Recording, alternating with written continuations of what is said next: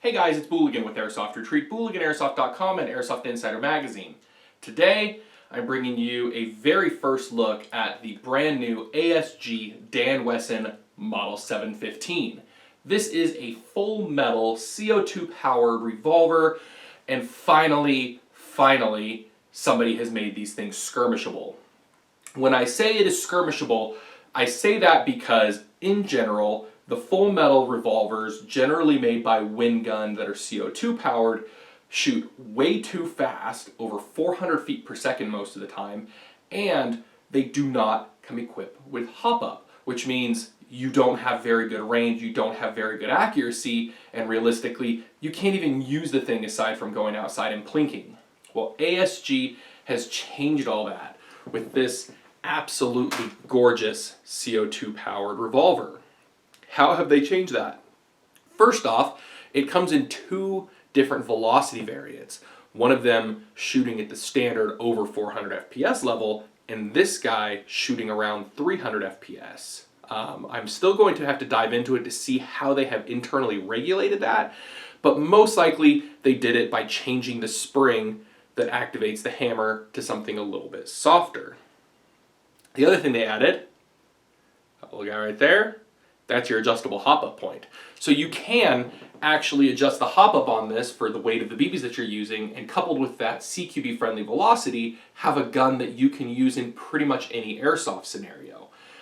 The thing is full metal and it weighs a lot. It comes in just under 3 pounds, which is very, very close to the real Dan Wesson Model 715.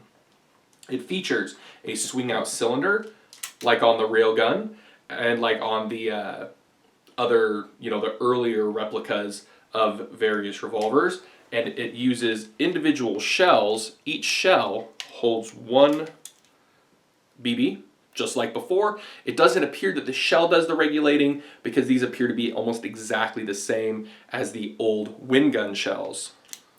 Now, some of the differences on the frame compared to some of those other revolvers, you'll notice that the lock is right here up in the front, just like on the real Dan Wesson revolver, and that's to hold the cylinder a little bit more securely against the frame. When you reload it, you just have to pull that down, swing it out, and then just make sure that it clicks back in place. Now, you can do this and lock it in, but that's not recommended because that's not good for the gun, either real or airsoft, but I really do like to do that.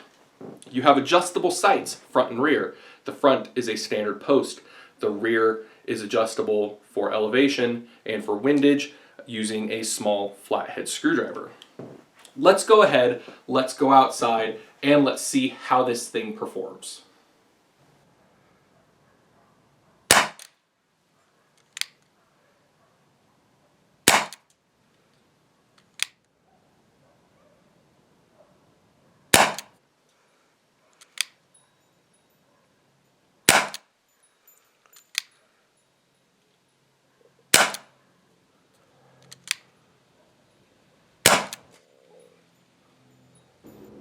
All right, we're out here on my 100-foot range, and let's talk a little bit just about a few small things that I didn't cover in the last section. First off, your hop-up is adjustable using a small hex wrench, which is included with the gun. It's a little bit backwards from what you think it would be. To increase the hop-up effect, you rotate it counterclockwise. To decrease the hop-up effect, you rotate it clockwise. So you tighten it for less hop-up, loosen it for more hop-up. That's a little bit backwards from what you would think it would be, but overall it's not too bad once you kind of get the hang of it. My recommendation is to loosen it as much as you can and then start kind of dialing in the hop-up just a little bit at a time. The other thing I want to talk about is this fantastic grip. It is compact, rubber, ergonomic, the thing fits your hand absolutely perfectly, and it's got a pretty cool trick up its sleeve, and that is that it opens up and you have a small fold-out tool to change your CO2 capsule in the field. So that way if you need to change your CO2 capsule, you don't have to carry an extra tool around. So let's go ahead, let's try to put this thing on target on my 100-foot range. It's pretty windy, but let's see what we can do.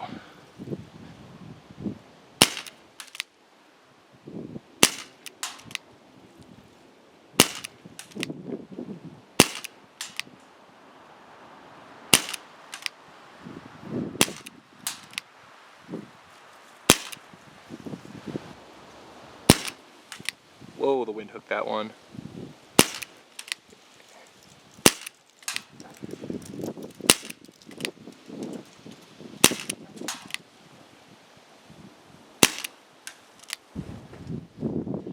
All right, let's try one more. This weather is not cooperating very well, but let's see what we can do.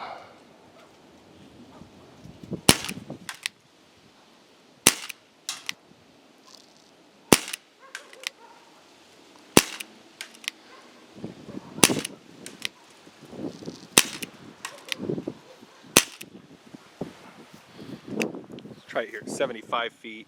See if that wind gives us less problems.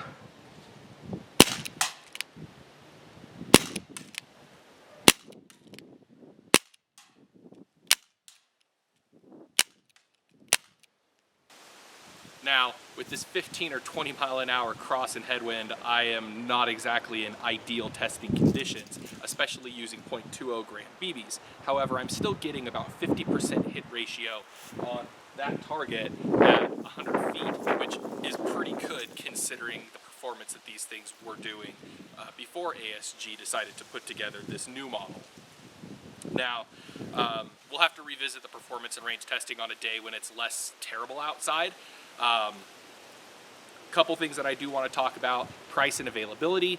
This guy should be arriving at most major airsoft retailers very soon, in the next week or so, and the price, I believe, is around $135. It's available in 2 colors and 2 performance levels. This is the black, or the blued steel version. It looks kind of shiny, it looks kind of dark at the same time, and I really like it. Many thanks to ASG for sending this thing over. I believe this is the first one in private hands, and that's pretty cool. So many thanks to ASG for that, and for their continued review support. Be sure to check out the next issue of Airsoft Insider Magazine, where we will be doing a full written review on this awesome revolver from ASG as well. Thanks for watching.